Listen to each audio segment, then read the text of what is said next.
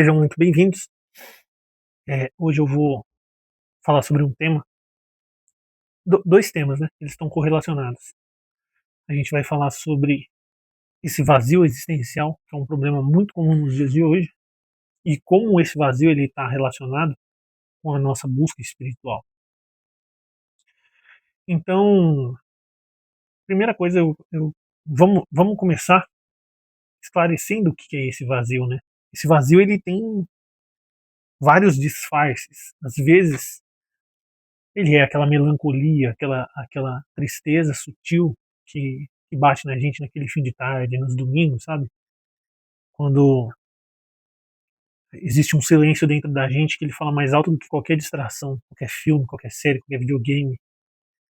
Às vezes é uma apatia. Parece que a gente vê a vida acontecendo como se fôssemos espectadores da vida. E, curiosamente, ele também aparece depois de grandes conquistas. Você luta anos por um diploma, estuda muito por um concurso, por uma promoção, e aí você consegue. E aí no começo tem aquela euforia, mas assim, depois de dias ou semanas, surge uma pergunta inevitável. Ah, e agora, né? Era só isso? Se você já passou por alguma dessas duas situações, fica tranquilo, não tem nada de errado com você. Esse vazio, ele não é um sinal de fracasso. Ele ele é uma espécie de sentimento de vontade onde você quer fazer mais do que só sobreviver, do que ser só mais uma peça nesse tabuleiro do mundo, sabe? Você quer se sentir vivo. Então, vamos começar esse entendimento. Eu vou tentar desenhar um círculo aqui. Eu não sou muito bom de desenhar círculos.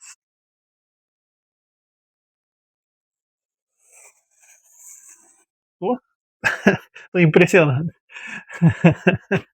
Treinei fazer isso aqui várias vezes e não saiu tão bom, né? Caraca. Mas vamos lá. Vamos imaginar que esse círculo aqui, ele é o nosso ser. Isso aqui é o nosso ser verdadeiro. E no centro desse ser, a gente tem essa questão, esse vazio.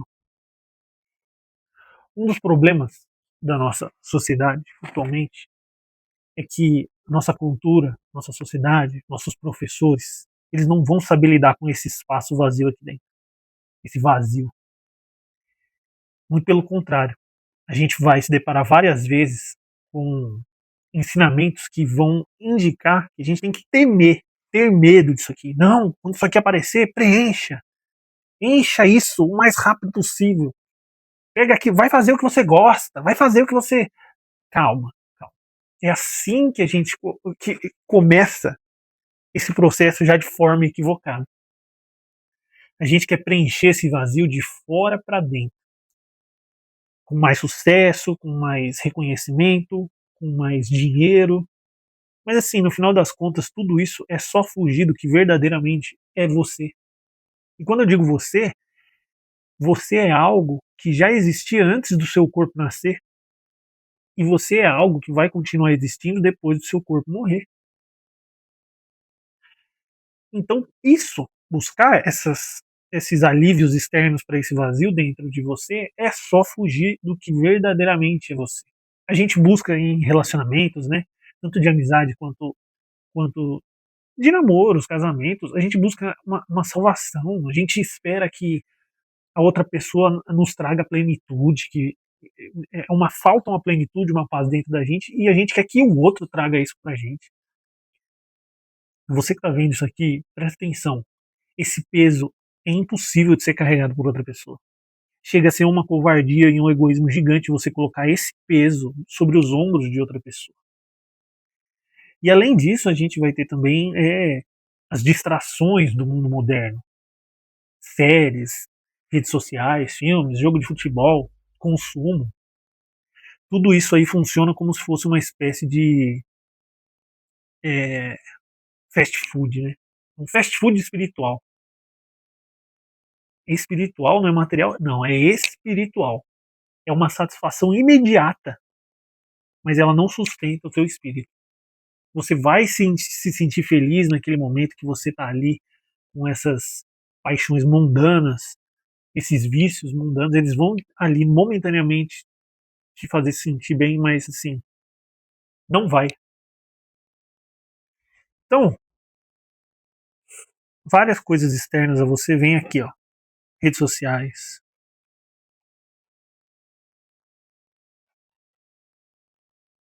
redes sociais,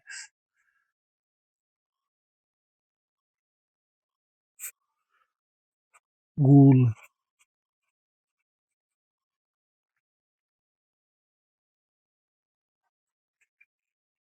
filmes,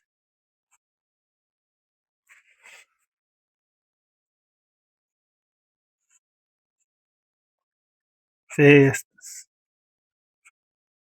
E eu vou parecer um pouco hipócrita agora, mas eu preciso fazer esse ponto aqui, porque eu não estou demonizando essas coisas externas. Eu quero explicar um conceito que uma vez eu estava lendo um livro e eu me deparei com ele, que se chama esteira hedônica.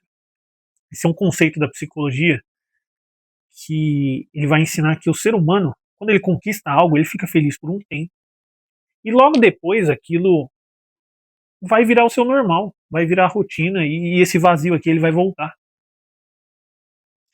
Eu citei aqui, né, coisas mundanas, mas aqui a gente também está falando por sede de poder, né, ganância, dinheiro.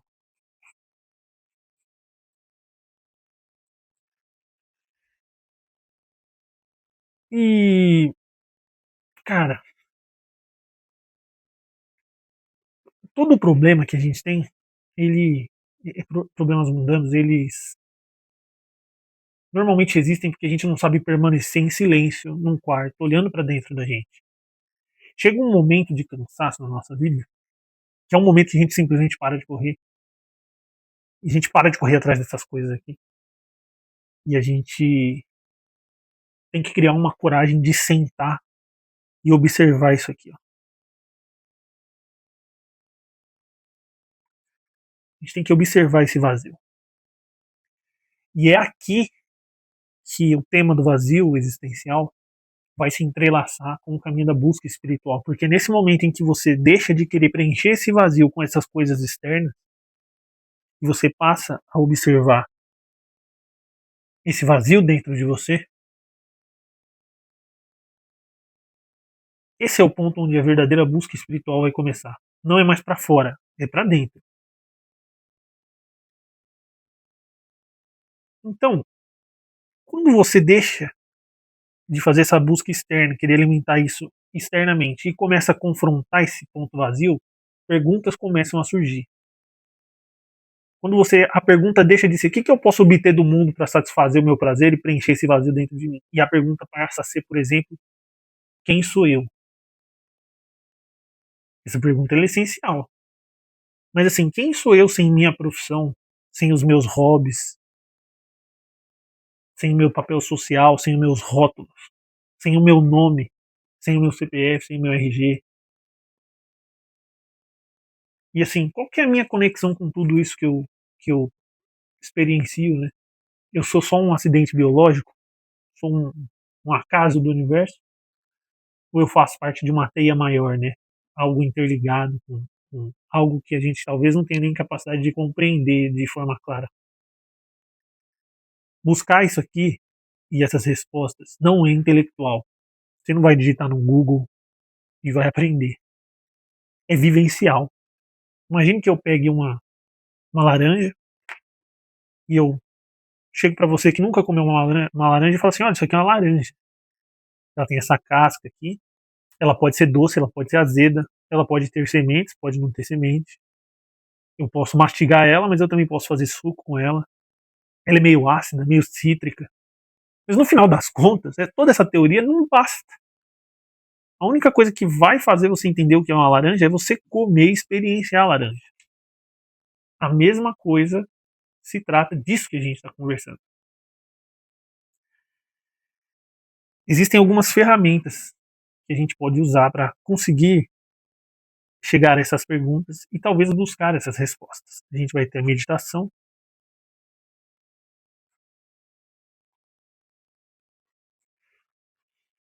E a meditação não entenda como eu vou parar de pensar aqui por alguns minutos. Esqueça isso. Meditar é você aprender a observar seus pensamentos, assim como você, por exemplo, observa nuvens que passam no céu, ou como, imagine você numa estação de trem vendo os trens passar. Observe seus pensamentos como essas nuvens, como esses trens. Não é não pensar, é você aprender a não se identificar com os seus pensamentos. Porque da mesma maneira que você não é o seu corpo, você também não é seus pensamentos. E você só vai conseguir. E isso que eu tô te falando, eu tô te oferecendo uma laranja aqui. Não adianta nada eu te falar isso e você só concordar ou não. Você tem que experienciar. Seja o observador dos seus pensamentos. Outra coisa interessante é você fazer uma espécie de diário emocional. Seja ele físico, você tem um momento ali antes de dormir para rever como foi o seu dia, por exemplo. E você só não pensar só nas coisas que você vivenciou, mas as coisas que você sentiu. Qual foi a emoção mais forte que eu expressei hoje? Qual foi a emoção mais forte que eu não expressei? Quais foram meus medos? Quais foram meus erros? Isso é imprescindível para o autoconhecimento, para você aprender aos poucos entender isso aqui. Antes de preencher, entender. E eu acrescento um ponto nessa parte de análise que é a natureza. Quando você observa a natureza, você vê que ela tem um ritmo, que ela tem uma ordem natural das coisas. Você não vê pressa ou preocupações em árvores, você não vê pressa e preocupações no vento, nos mares, nos oceanos. O contato com o silêncio e com a natureza é uma espécie de medicina para a alma. Quando você coloca o pé na grama e você foca em sentir só o pé na grama e você ter esse contato com as coisas que não são do mundo moderno, isso te leva a você entender que realmente isso aqui não faz parte da ordem natural das coisas. Então, quando a gente pratica isso, e quando eu digo isso é a meditação, eu vou colocar aqui, né, a natureza e o diário.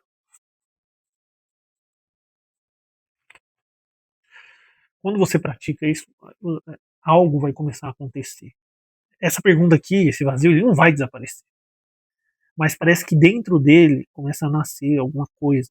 Parece uma espécie de luz, um direcionamento. Essa luz central, ela é o que eu chamo de propósito. Propósito, senhores, não é uma carreira, não é um objetivo único. O propósito ele é uma direção. Ele não é um mapa. Ele não vai lá te dar um caminho e um X. Ele vai te dar uma direção. Ele é uma bússola. Então você tem que encontrar essa direção e seguir. Vou pegar uma outra sulfite aqui. Que eu acho que eu me atrapalhei no desenho. Está tudo certo. Então nós temos o nosso ser. Nós temos este vazio, né? E eu sei que existem diversas ferramentas para a gente encontrar o propósito. Eu vou esclarecer aqui a que mais me ajudou, principalmente quando eu era um iniciante nos estudos esotéricos e místicos e espirituais. Eu não sei o meu propósito. É um exercício de autoconhecimento que você pode fazer a qualquer momento do dia, a qualquer momento, em qualquer momento. Este aqui é o seu eu e a sua parte interna, o seu microcosmo. Você vai ter que identificar 4 coisas. A primeira, o que você ama. O que você ama fazer? Quando eu digo o que você ama, eu não estou falando de paixões. é, eu não estou falando de vícios da nossa alma, né? Estou falando de o que você realmente ama. O que realmente te faz sentir uma coisa diferente. Aconselhar uma pessoa, servir a pessoa, ajudar pessoas. Eu amo fazer tal coisa. É uma coisa, é aquele sentimento bom por algo que não é nocivo para ninguém ou para algo. Este seria o amor. Vou fazer um segundo círculo. Este segundo círculo seria o seu talento. No que você é bom. O que você sabe fazer bem. Isso exige autorreflexão, porque às vezes você acha que faz bem uma coisa e não faz. E às vezes você faz muito bem uma coisa e você simplesmente ignora isso. O outro círculo, vou tentar desenhar aqui,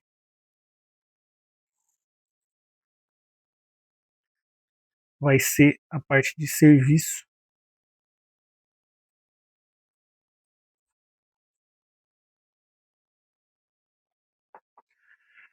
Como como não? O que o mundo precisa? O que o mundo está precisando? Reflita sobre isso. O que o mundo precisa nos dias de hoje?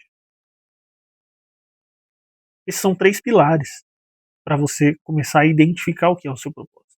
O que eu amo verdadeiramente? Quais são os meus talentos? Quais são as coisas que a humanidade precisa? E um quarto e último círculo que vai ficar meio atrapalhado aqui. Ficou meio zoneado, bem feio, mas depois eu vou fazer um diagrama bem bonito para colocar aqui. Aqui está a conexão. Conexão com o quê? Com aquilo que você acredita ser sagrado. Com aquilo que você acredita estar ligado a uma espiritualidade. O que é aquilo que é de bom na humanidade, que conecta nós ao todo, que nos religa ao todo.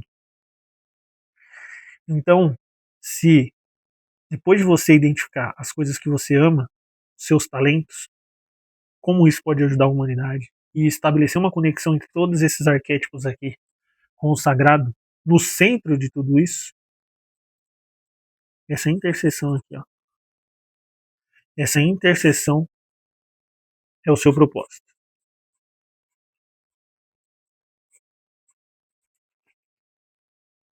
No centro de todo esse cruzamento entre essas 4 forças que habitam dentro de você, você vai encontrar o seu propósito.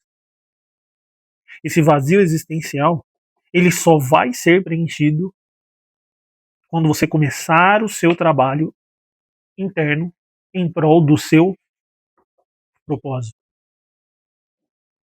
Identifica o que você ama, identifica os seus talentos, identifica como o conjunto dos seus talentos atrelado às coisas que você ama podem servir à humanidade e verifique se isso é cria uma conexão válida com o mundo espiritual. Se você amarrou isso bonitinho, você vai ter um propósito.